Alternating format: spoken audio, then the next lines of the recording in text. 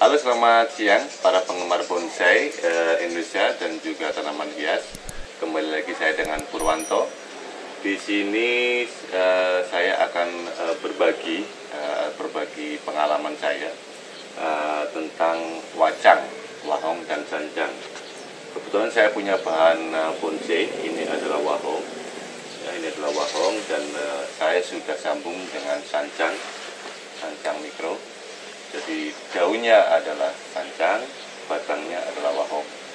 Memang karakter batangnya kurang bagus, karena itu kita harus menyiasati supaya tanaman ini tampil akan lebih bagus lagi. Ini sebenarnya udah sambungan, cuman di sini saya akan menambah lagi dahan. Jadi akan menambah cabang di sini. Nah, ini adalah aslinya. Nah, mungkin bisa di zoom di sini. Ini adalah asli daun wahong ya. Jadi batang ini aslinya memang tanaman wahong. Jadi ini cabangnya lebar-lebar. Terus kemudian kita sambung dengan sancang yang memang sudah terkenal dan seperti banyak orang tahu, terutama para pebonsai pasti tahu bahwa sancang daunnya akan lebih cenderung kecil dan jaraknya juga lebih rapat. Karena itu, karena di sini saya akan menambah cabang dengan sancang. Jadi saya akan potong dan akan sambung dengan sancang supaya daunnya sama. Tapi kita akan menambah karakter di sini. Ya, jadi ini sudah ada mahkota di sini. Nah, ini bagian bawahnya. Nah, di sini saya akan menambahkan lagi cabang satu. Nanti akan diperbesar sini. Nah, kemudian ini bahannya sudah punya, ya, bahannya sudah punya. Tinggal kita siapkan alat-alatnya. Alat-alatnya seperti biasa. Cuma butuh cutter, ya, cutter. Kemudian ini ada plastik untuk mengikat, bisa juga dengan plastik es, dan juga plastik untuk membungkus nanti untuk nyungkup setelah kita sambung. Nah, bagaimana cara melakukan sambungan? Kita akan berikan contohnya. Nah, pertama yang kita akan sambung, kita harus potong. Ini cabang wahong ya, kita potong di sini. Ya. Nah, tentang panjang pendeknya tergantung dari keinginan kita, tapi akan lebih pendek lagi lebih bagus, karena mulai dari awal biar kelihatan tanaman sancangnya. Kita pendekin lagi, ya, dan kita haluskan.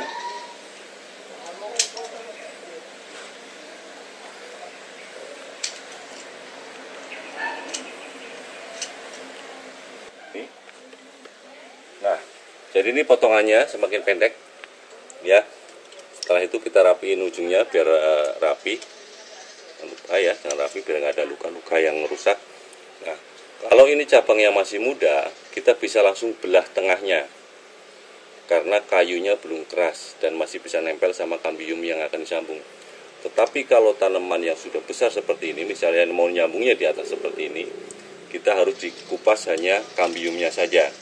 Karena ini tanaman memang masih muda dan sengaja memang saya buat masih muda biar lebih gampang untuk sambung. Kita tinggal belah saja di tengah. Hati-hati dalam membelah, karena kalau kebablasan juga akan fatal, patah. Jadi kita akan belah tengahnya. Dengan syarat cabang yang akan kita sambung itu masih muda, ya, yang masih muda.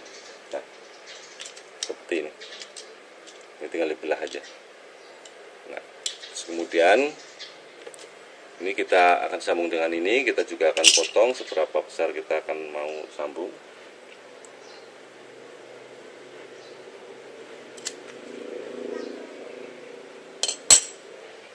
Kita ukur panjangan.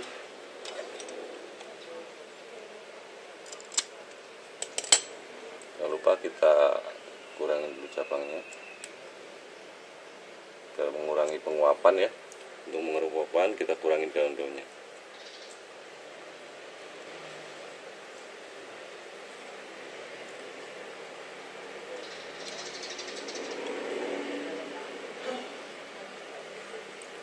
Nah, ini yang akan kita sambung. Memang sengaja saya panjangin di sini.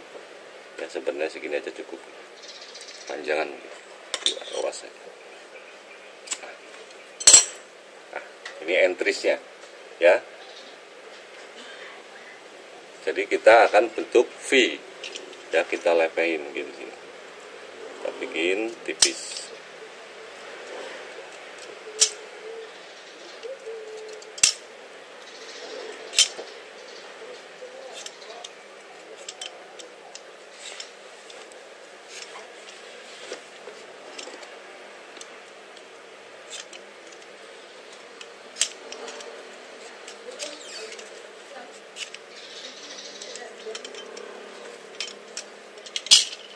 Ini ya, kita seperti ini, setipis mungkin, tapi sisakan juga kulitnya ya, setipis mungkin buat nanti sampai putus biar kuat.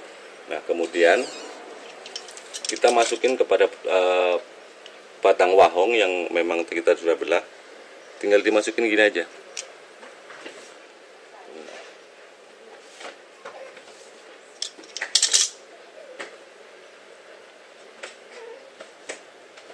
Oke, kurang pas kita pakai, terlalu panjang.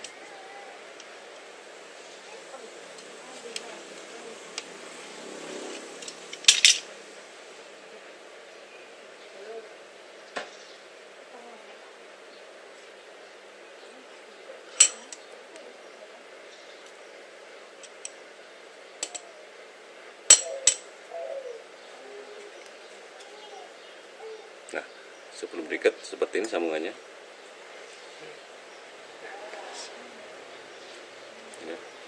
Nah, setelah kita rapat begini, kita sudah tempel begini, kita tinggal kuatin ya, kita tinggal ikat dengan plastik yang sudah kita siapkan.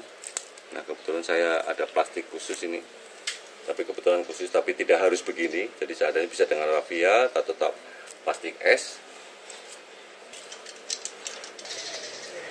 Ini karena kebetulan ukurannya besar, kita belah jadi dua. Setelah itu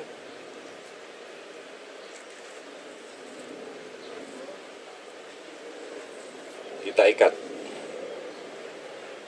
Nah, kita ikat serapi mungkin dan sekuat, tapi tidak sampai merusak cabangnya.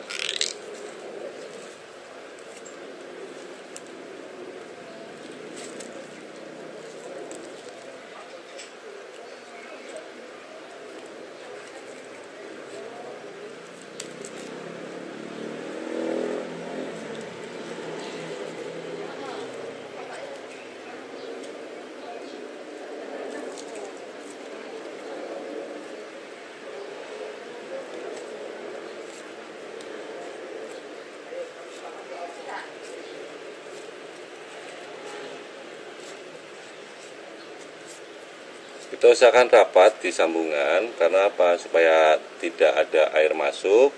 Kemudian kambium tanaman yang kita tempel dengan batang yang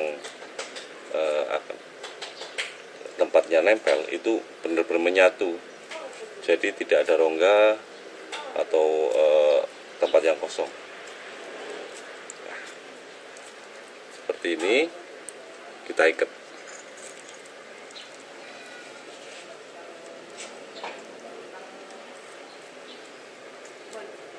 Kita ikat gini ya, sekali lagi ya, begini. Nah, ini setelah disambung dan setelah kita ikat ya, ini jadi sudah entrisnya dengan sancang.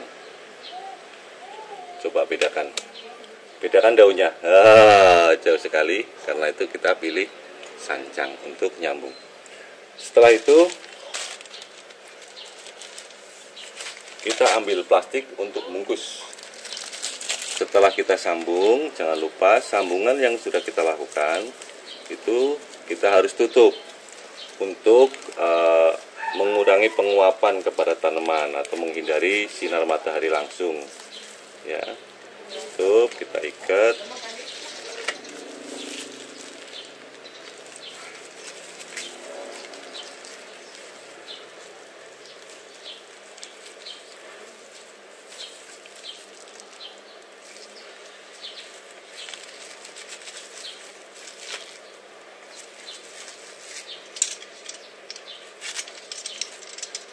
Ini nah, supaya rapi ini bisa dibuang sisanya.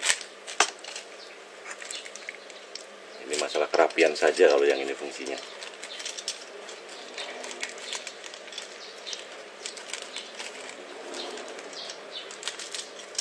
Nah, inilah hasil akhir dari penambahan cabang pada pohon wacang yang kita punya ya.